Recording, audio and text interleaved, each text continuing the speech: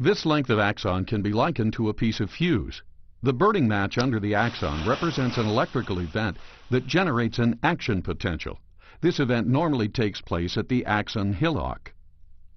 Recall that to trigger an action potential, the electrical event must depolarize the axonal membrane beyond its threshold. That is, the membrane potential has to become positive enough to initiate the action potential, which is an all-or-nothing event.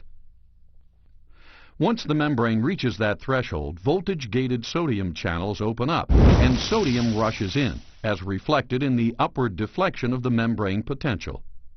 But how is the action potential propagated down the axon? Look at the area just ahead of where the action potential has just fired. It is becoming more depolarized. A millisecond later, the positive charge associated with the first action potential has spread to an adjacent region of the axon.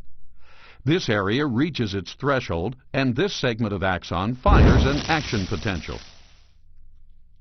The area of axon that fired an action potential a millisecond ago cannot become depolarized now. It is refractory because its sodium channels are inactivated. In this way, the action potential propagates in only one direction, like a fuse.